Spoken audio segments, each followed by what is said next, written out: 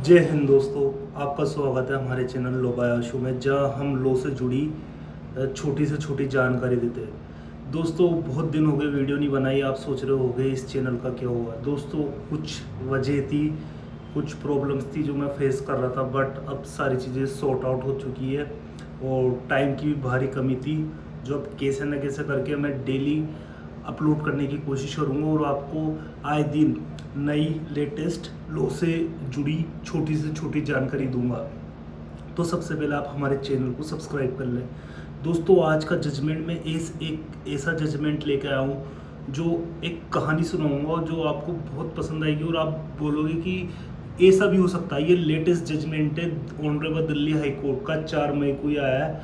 और इसमें दोस्तों एक ऐसी कहानी, एक ऐसा कोर्ट ने मिसाल पेश करी है, आप एंड तक देखना और सबसे पहले सब्सक्राइब करो। दोस्तों इस केस में होता क्या है, इस केस में मैं आपको ऊपर मोटा मोटा बता देता हूँ कि कोर्ट के सामने एक समस्या आई थी कि क्या अपराध करने के बाद सेटलमेंट हो सकता है, कठोर अपराध करने के बाद सेटलमेंट हो सकता है मैट्रिमोनियल केसेस में। तो उससे रिलेटेड ये केस है, तो आपको स्टोरी सुनाता हूँ। तो दोस्तों ये केस होता है डाउरी से रिलेटेड, दहेज से रिलेटेड। इसमें क्या होता है, देखो एक जो पति रहता है वो अपनी पत्नी को जला देता है, और उसके साथ इस काम में क्या कर कौन कौन होता है, उसकी माँ होती है और उसका भाई छोटा भाई होता है। तो देवर, सास और पति उस पत्नी को जला देते हैं, आग से जला देते हैं, और उसको आयरनी तो देखो वो हॉस्पिटल भी नहीं लेके जाते, वो अच्छी तरह से झुलस जाती है। देखो आज के ज़माने में अगर अपने एक चाटा भी मार देते हैं ना, आज की मैरिज लाइफ में, तो केस कर देती बीवी।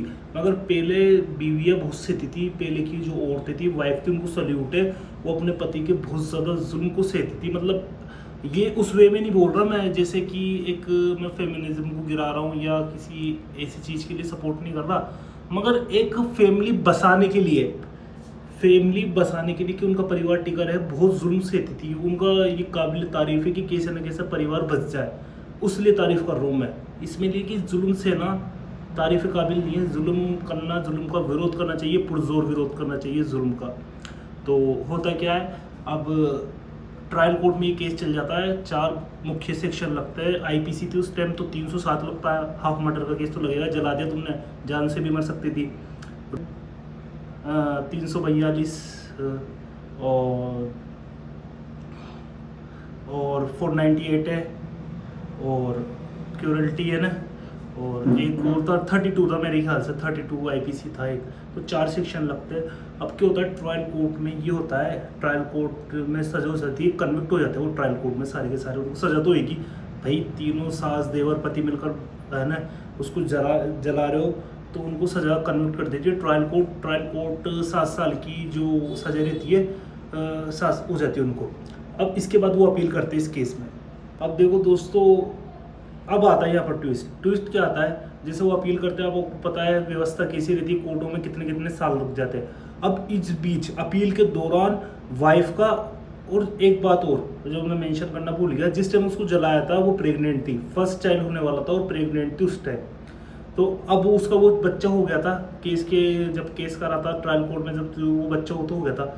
अब वापस जो है ना, जब हाई कोर्ट में ये केस जाता है, तो ट्रायल के ये अपील के दौरान उनका समझौता हो जाता है, हस्बैंड वाइफ में वापस बनने लग जाती है, साथ सास और देवर से भी समझौता हो जाता है, इन लॉज से समझौता हो जाता है। तो समझौता होने के बाद उसके वापस बच्चे हो जाते हैं, 1-2 बच्चे और हो जाते हैं, समझौता होने के बाद 2 बच्चे और हो जाते हैं। तो दोस्तों इस केस को हो जाते 25 साल हो जाते हैं, 2000 का मामला है, 2025 तक। तो ऑनरेबल हाई कोर्ट देखती है, ऑनरेबल हाई कोर्ट क्या देखती है कि वो अपील करते हैं कि उनमें समझौता हो गया। वो ये नहीं बोलते कि उनको माफ़ कर दिया जाए, वो बोलते हैं कि सेंटेंस को रिड्यूस कर दिया जाए। अब ऑनरेबल हाई कोर्ट के पास 2 मुख्य चीज़ थी दोस्तों, नॉन कंपाउंडेबल ऑफेंस में सेटलमेंट हो सकता है क्या, ऑनरेबल कोर्ट के सामने ये बहुत बड़ा सवाल था।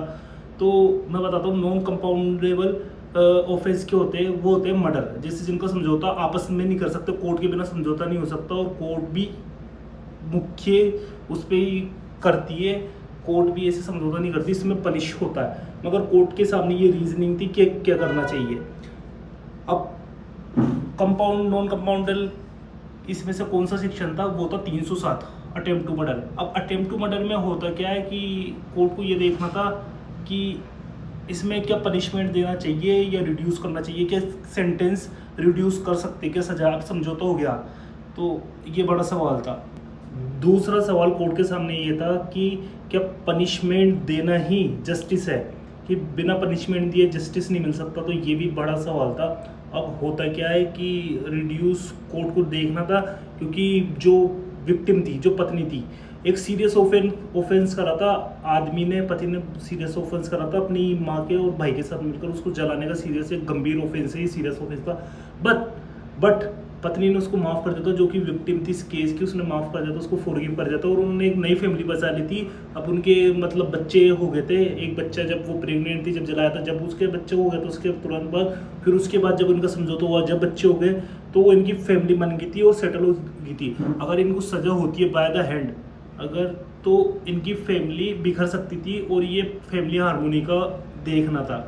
तो कोर्ट, ऑनरेबल कोर्ट डिसाइड करती है कि पनिशमेंट तो रहेगी, उनको माफ़ नहीं करते, बस अपराध तो करा उन्होंने और उनको कारित भी करा है, उनके लिए उनको बरी नहीं कर रहे, मगर उनकी सेंटेंस रिड्यूस कर देती है ऑनरेबल कोर्ट। इस फैसले में उनका जैसे रीजनिंग देती है कि कोर्ट कहती है कि पनिशमेंट तो रहेगी, अपराध माना गया, बस कम कर देती है सजा, इस बेसिस पे कि उन्होंने फॉरगिव कर दिया और इसको जस्टिस सर्व हो, कि फैमिली की हार्मोनी नहीं बिगड़े और फैमिली अच्छे से रहे।